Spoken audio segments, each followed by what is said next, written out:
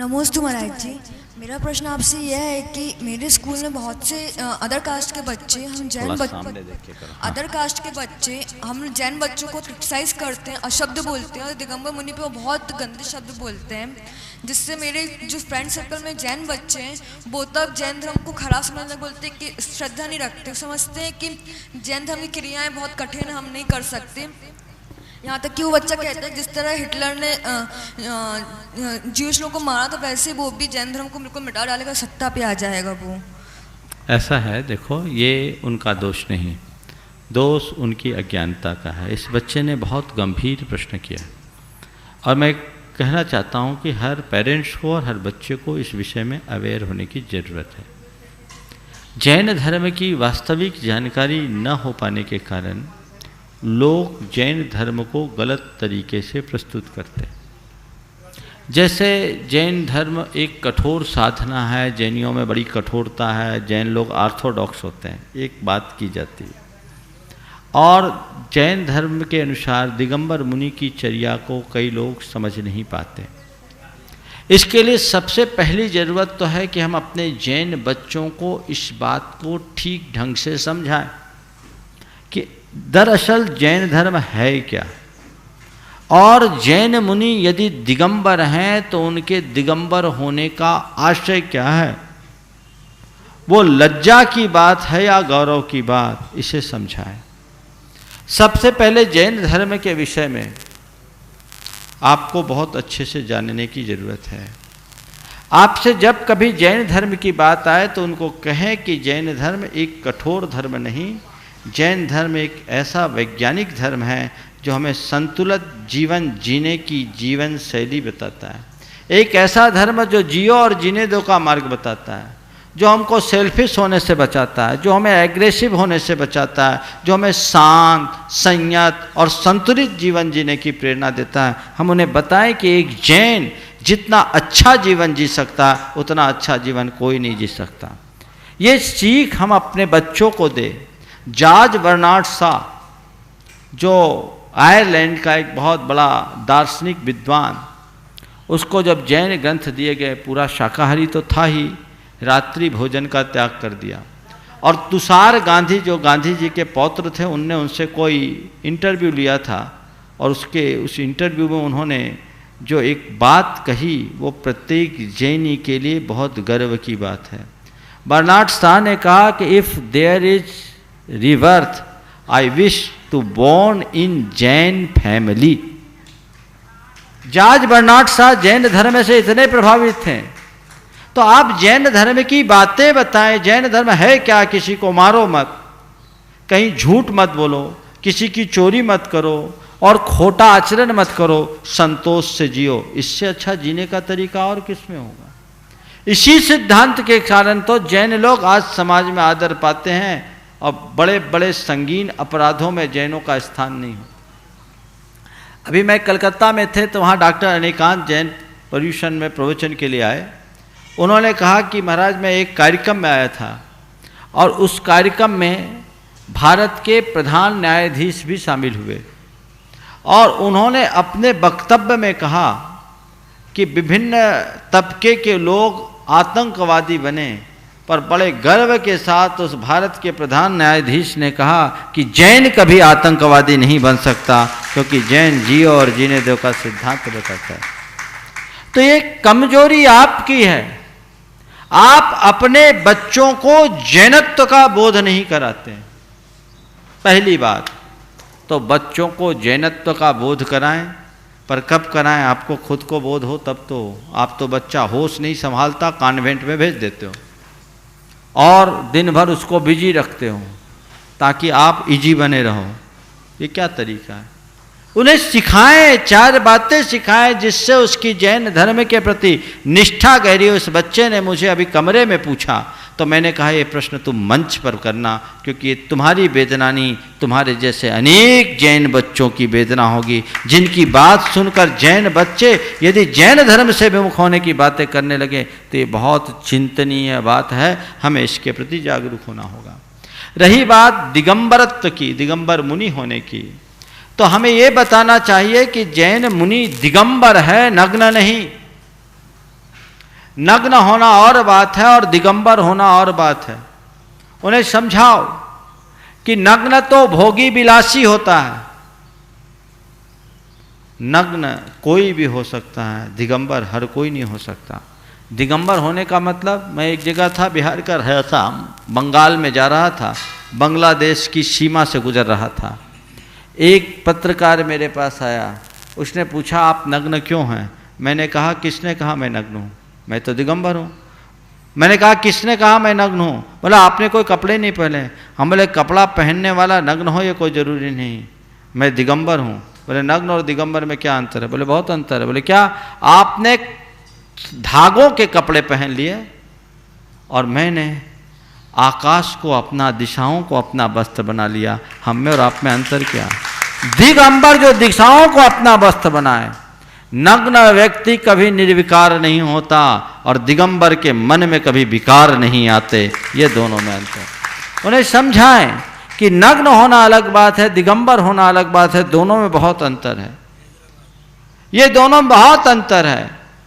चारित्र चक्रवर्ती आचार्य शांति सागर जी महाराज जब दक्षिण भारत से उत्तर भारत की ओर आ रहे थे तो उनसे लोगों ने कहा महाराज उत्तर भारत के लोग बड़े कुटिल हैं, आपको तकलीफ होगी, आप कोई मंत्र सिद्ध करके जाएं।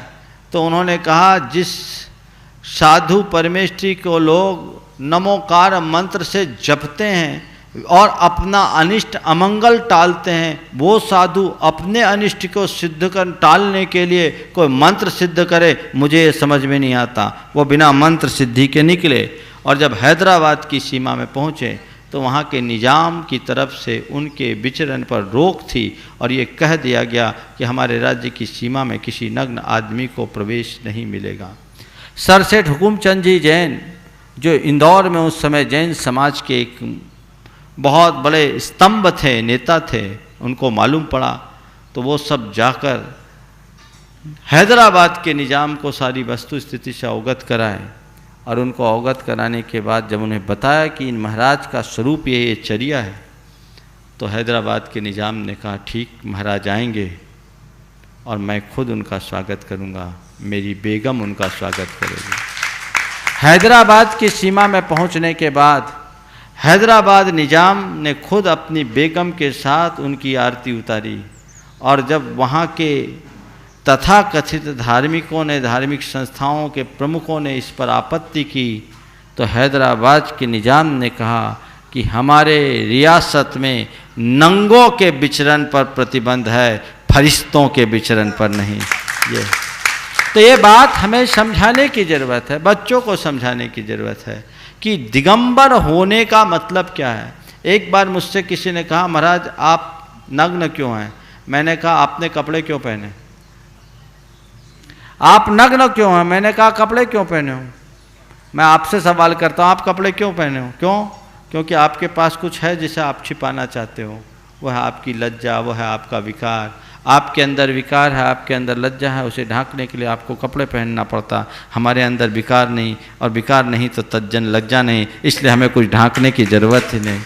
प्रकृति का सर्वश्रेष्ठ रूप है।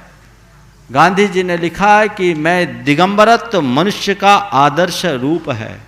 तो उन्हें ये बातें बताना चाहिए और अपने बच्चों को ये सिखाना चाहिए कि दिगंबर मुनि केवल वस्त्र विहीन नहीं होते, बल्कि उनकी जो चर्या है वह चर्या उन्हें धरती का भगवान बना देती है। वो चर्या कितनी उत्कृष्ट चर्या, जैन साधना जितनी उत्कृष्ट है और जैन साधु की चर्या जितनी निर्मल है, आज भारत में किसी की नहीं।